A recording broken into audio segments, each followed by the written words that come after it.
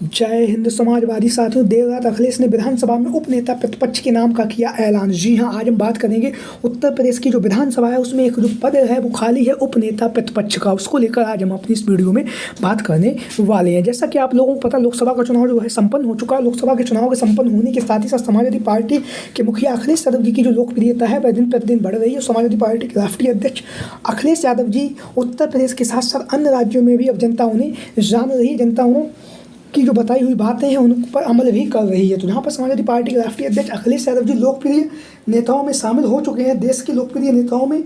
और उसी के साथ ही साथ लगातार अब समाजवादी पार्टी को राष्ट्रीय पार्टी बनाने के लिए लगातार अखिलेश यादव जी मेहनत कर रहे हैं। मेहनत करने के साथ साथ लगातार जनसंपर्क कर रहे हैं, लगातार लोगों के बीच में, जनता के बीच में पहुँच कर लगातार जनहित के जो मुद्दे हैं उन मुद्दों को उठा रहे हैं और लगातार समाजवादी पार्टी का प्रचार प्रसार कर रहे हो। लगातार उत्तर प्रदेश के साथ साथ अन्य राज्यों में जहाँ पर विधानसभा का चुनाव है वहाँ पर भी अखिलेश यादव जी इंडिया गठबंधन के तहत समाजवादी पार्टी के लिए सीटों की मांग भी कर रहे हैं। उसके साथ ही साथ जहाँ पर अन्य राज्यों में चुनाव है उसके साथ साथ उत्तर प्रदेश में 10 विधानसभा सीटों पर भी उपचुनाव है। जहाँ पर 10 विधानसभा सीटों पर उत्तर प्रदेश में उपचुनाव है उसके लिए भी समाजवादी पार्टी के राष्ट्रीय अध्यक्ष अखिलेश यादव जी लगातार लखनऊ पार्टी कार्यालय में बैठक कर रहे हैं। बैठक करने के साथ साथ लगातार प्रत्याशियों के जो नाम को लेकर मंथन का जो दौर है वो जारी है। लगातार अखिलेश यादव जी हर परिस्थिति में जमीनी, जिताऊ और टिकाऊ प्रत्याशियों की तलाश में लगे हुए हैं जो समाजवादी पार्टी को 10 विधानसभा सीटों पर यहाँ उपचुनाव है उस सीट से जितवा सके। तो हम बात करेंगे आज समाजवादी पार्टी के राष्ट्रीय अध्यक्ष अखिलेश यादव जी। आप लोगों को पता है 2022 की विधानसभा के चुनाव में वह कहल से कि जो विधानसभा सीट है वहाँ से चुनावी मैदान में उतरे और चुनावी मैदान में उतरने के साथ साथ उन्होंने वहाँ से जीत हासिल की। भारतीय जनता पार्टी के जो प्रोफेसर SP सिंह बघेल थे उन्हें 70 से 80 हज़ार वोटों से कहल की विधानसभा सीट से अखिलेश यादव जी ने परास्त किया। जहाँ पर अखिलेश यादव जी ने SP सिंह बघेल को परास्त किया और उसके साथ ही साथ उत्तर प्रदेश की विधानसभा में अखिलेश यादव जी नेता प्रतिपक्ष चुने गए। हालांकि 2024 के चुनाव में कन्नौज से नेता प्रतिपक्ष चुने जाने के बाद अखिलेश यादव जी ने नेता प्रतिपक्ष का जो विधानसभा में उनके पास जो पद था उस पद से अपने इस्तीफा दे दिया है। और जिस पद से अखिलेश यादव जी ने इस्तीफा दिया उस पद के लिए सबसे पहला जो नाम था वो शिवपाल सिंह यादव जी का नाम चर्चाओं में बना हुआ था। लगातार समाजवादी पार्टी के नेता कार्यकर्ता मीडिया के माध्यम से भी जानकारी दे रहे थे कि शिवपाल सिंह यादव जी ही प्रबल दावेदार है नेता प्रतिपक्ष जैसे महत्वपूर्ण पद के लिए, क्योंकि उनके पास यह पद पहले भी रह चुका है। इसलिए शिवपाल सिंह यादव जी के नाम की जो चर्चाएं थी वो काफ़ी तेजी के साथ हो रही थी। लेकिन शिवपाल सिंह यादव जी ने नेता प्रतिपक्ष का जो पद था उसके लिए माता प्रसाद पांडे का नाम सुझाया और अखिलेश यादव जी ने शिवपाल सिंह यादव जी की बात को मानते हुए उत्तर प्रदेश की विधानसभा में नेता प्रतिपक्ष के तौर पर समाजवादी पार्टी के सबसे दिग्गज और वरिष्ठ और समाजवादी पार्टी की संस्थापक सदस्यों में से एक रहे माता प्रसाद पांडे को अखिलेश यादव जी ने उत्तर प्रदेश की विधानसभा में नेता प्रतिपक्ष बना दिया। जहां पर माता प्रसाद पांडे को अखिलेश यादव ने नेता प्रतिपक्ष बनाया है, वहीं पर लगातार अब विधानसभा में उप नेता प्रतिपक्ष के पद को लेकर भी लगातार मांग चल रही है। लगातार अनेक दिग्गज नेताओं की जो नाम है वो चर्चाओं में बने हुए हैं। विधानसभा में उपनेता प्रतिपक्ष के तौर पर जैसा कि आप लोगों को पता है समाजवादी पार्टी की तरफ से अनेक दिग्गज के नाम लगातार चर्चाओं में बने हुए। पहला जो नाम है वो है शिवपाल सिंह यादव जी। शिवपाल सिंह यादव जी जैसा कि आप लोगों को पता है नेता प्रतिपक्ष के पद के दावेदार थे, लेकिन उन्होंने अपना जो पद है माता प्रसाद पांडे को दे दिया। लेकिन आज की तारीख में अगर हम देखेंगे उत्तर प्रदेश की विधानसभा में माता प्रसाद पांडे के बाद दूसरा अगर कोई सबसे वरिष्ठ नेता है तो वो है शिवपाल सिंह यादव जी ही। तो उपनेता प्रतिपक्ष जैसे महत्वपूर्ण पद के लिए अखिलेश यादव जी शिवपाल सिंह यादव जी को भी बना सकते हैं। उनके नाम की भी चर्चाएं चल रही हैं, क्योंकि शिवपाल सिंह यादव जी संगठन में बहुत मजबूत पकड़ रखते हैं। मजबूत पकड़ रखने के साथ ही साथ जिस तरह से आप लोगों ने देखा होगा विधानसभा में उत्तर प्रदेश की जो सरकार है उस सरकार पर लगातार प्रश्न पूछते हैं और कहीं ना कहीं उत्तर प्रदेश की जो राजनीति है, विधानसभा की जो जिम्मेदारी है वो माता प्रसाद पांडे और शिवपाल सिंह यादव जी के कंधों पर अखिलेश यादव जी ने सौंपी है। वहीं पर शिवपाल सिंह यादव जी माता प्रसाद पांडे के बगल वाली जो सीट है उस सीट पर बैठकर लगातार सरकार पर हमलावर हैं और लगातार विभिन्न मुद्दों को लेकर सरकार को घेरते भी रहते हैं। तो शिवपाल सिंह यादव जी का जो नाम है विधानसभा में उपनेता प्रतिपक्ष के तौर पर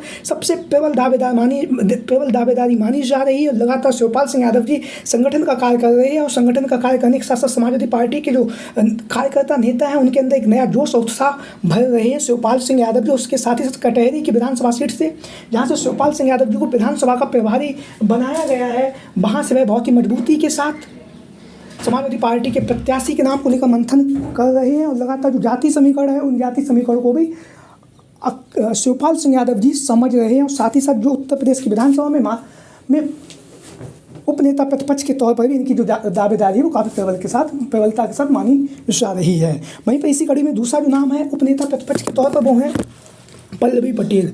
पल्लवी पटेल, जैसा कि आप लोग इन तस्वीरों के माध्यम से देख भी रहे हैं, पल्लवी पटेल समाजवादी पार्टी की वर्तमान समय में सराथू की जो विधानसभा सीट है वहाँ से विधायक है। 2022 के विधानसभा के चुनाव में अखिलेश यादव ने पल्लवी पटेल को सराथू की विधानसभा सीट से टिकट दिया और टिकट देने के साथ साथ उन्होंने वहाँ से मेहनत की और मेहनत करने के बाद वह वहाँ से रिकॉर्ड मतों से जीत हासिल की। जहाँ पर पल्लवी पटेल जी ने रिकॉर्ड मतों से जीत हासिल की, वहीं पर उन्होंने उप मुख्यमंत्री केशव प्रसाद मौर्य को सराथू की विधानसभा सीट से करारी शिकस्त दी। उसके बाद पल्लवी पटेल का जो नाम है देश भर की राजनीति में चर्चाओं में आ गया, जहाँ पर लगातार पल्लवी पटेल को जो लोग जान नहीं रहे थे वो भी लगातार पल्लवी पटेल को जानने लगे और लगातार उत्तर प्रदेश की राजनीति में अपना कमेरावादी की ये कार्यकारी अध्यक्ष भी हैं। अखिलेश यादव जी के साथ में 2022 में इनका गठबंधन भी था और गठबंधन होने के साथ साथ 2024 के चुनाव में आप लोगों ने देखा होगा इन्होंने अपने पीडीएम के एक नया बैनर बनाया, एक नया संगठन बनाया, उसमें के उस पे इन्होंने प्रत्याशियों का ऐलान भी किया अपनी पार्टी से, लेकिन इनका एक भी प्रत्याशी जीत नहीं सका। उसके बाद समाजवादी पार्टी के राष्ट्रीय अध्यक्ष अखिलेश यादव जी से प्रश्न पूछा गया कि क्या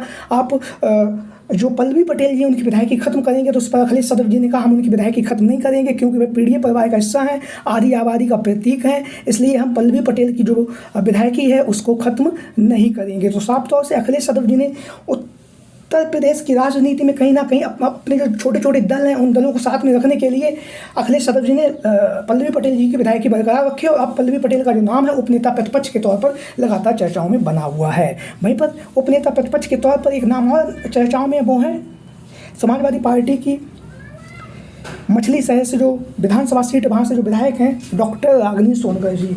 डॉक्टर रागिनी सोनकर जी का जो नाम है समाजवादी पार्टी की तरफ से उपनेता प्रतिपक्ष के तौर पर भी लगातार चर्चाओं में बना हुआ है। जैसा कि उनका नाम उत्तर प्रदेश की जो विधानसभा में नेता प्रतिपक्ष के तौर पर उनके नाम की जो चर्चाएं हो रही थी, वही चर्चाएं अब उपनेता प्रतिपक्ष के तौर पर भी रागिनी सोनकर जी की चर्चाएं हो रही हैं उत्तर प्रदेश की राजनीति में। कहीं ना कहीं युवा है, युवा होने के साथ साथ महिला भी है, महिला होने के साथ साथ दलित समाज से भी आते हैं। तो दलित समाज को जोड़ने के लिए अखिलेश यादव जी रागिनी सोनकर जी को उपनेता प्रतिपक्ष जैसा जो महत्वपूर्ण पद है ये पद दे सकते हैं। लगातार रागिनी सोनकर जी का जो कार्यक्रम है जनसंपर्क का वो लगातार जारी है, लगातार लोगों के बीच में और जनता के बीच में पहुँच कर लगातार रागिनी सोनकर जो जनता के मुद्दे हैं उन मुद्दों को उठा रही हैं। लगातार भारतीय जनता पार्टी पर सदन में भी हमलावर रहती है, सदन के बाहर जहाँ भी मौका मिलता है वहाँ पर वह लगातार भारतीय जनता पार्टी पर उसकी नीतियों पर लगातार हमलावर रहती हैं समाजवादी पार्टी की महिला विधायक डॉक्टर रागिनी सोनकर जी, जैसा कि आप लोग इन तस्वीरों के माध्यम से देख भी रहे हैं। तो रागिनी सोनकर लगातार मछली शहर की विधानसभा सीट से समाजवादी पार्टी की विधायक होने के साथ साथ लगातार उनका जो नाम है वो लगातार उत्तर प्रदेश की राजनीति में कहीं ना कहीं चर्चाओं में रहता है और उसके अनेक कारण भी हैं, क्योंकि रागिनी सोनकर जी काफ़ी ज़्यादा लोकप्रिय नेता भी हैं और लोकप्रिय नेता होने के साथ साथ जनप्रिय भी हैं। लगातार क्षेत्र के भ्रमण करती रहती हैं, लगातार लोगों के बीच में और जनता के बीच में पहुँचती रहती हैं रागिनी सोनकर जी, जैसा कि आप लोग इन तस्वीरों के माध्यम से देख भी रहे हैं। तो उपनेता प्रतिपक्ष के तौर पर रागिनी सोनकर जी का जाना पर नाम लगातार चर्चाओं में बना हुआ है। और वहीं पर बात करेंगे अब एक अन्य युवा विधायक को लेकर, वो हैं अतुल प्रधान। अतुल प्रधान का जो नाम है उपनेता प्रतिपक्ष के तौर पर इनके नाम की भी चर्चाएं चल रही हैं, क्योंकि सरधना की विधानसभा सीट से वर्तमान समय में समाजवादी पार्टी के विधायक होने के साथ ही साथ लगातार मेहनत कर रहे हैं और मेहनत करने के साथ साथ लगातार लोगों के बीच में और जनता के बीच में पहुँच कर लगातार जो पीडीए का जो नारा अखिलेश यादव जी ने दिया उसे बुलंदी के साथ उठा रहे हैं और लगातार समाजवादी पार्टी के लिए प्रचार प्रसार कर रहे हैं। वहीं पर जो उपनेता प्रतिपक्ष जैसा जो महत्वपूर्ण पद है वो कहीं ना कहीं उसके लिए अतुल प्रधान की जो दावेदारी वो भी मानी जा रही है। पश्चिमी उत्तर प्रदेश की राजनीति में अतुल प्रधान का जो नाम है काफ़ी ज़्यादा चर्चाओं में बना हुआ है। विभिन्न चाहे किसान के मुद्दे हों, चाहे युवाओं के मुद्दे हों, चाहे पेपर लीक जैसे मामले हों, चाहे गन्ना के जो किसान हैं उनके मामले, उनको सब मामलों को लेकर लगातार अतुल प्रधान सरकार के खिलाफ हमलावर हैं और हमलावर होने के साथ साथ लगातार इनका जो नाम है समाजवादी पार्टी से उपनेता प्रतिपक्ष के तौर पर भी लगातार इनके नाम की चर्चाएं हो रही हैं। लगातार ये जनसंपर्क कर रहे हैं, लोगों के बीच में जा रहे हैं, लगातार अपनी जो क्षेत्र की जनता है उस जनता से मिल रहे हैं। वहीं पर समाजवादी पार्टी की तरफ से उपनेता प्रतिपक्ष जैसा जो महत्वपूर्ण पद है उसके लिए भी इनका नाम चर्चाओं में बना हुआ है। तो आप लोगों की क्या राय है इन संभावित दावेदारों को लेकर? सभी साथी कमेंट बॉक्स के माध्यम से अपनी राय जरूर दें। आज की वीडियो में इतना ही। जय हिंद, जय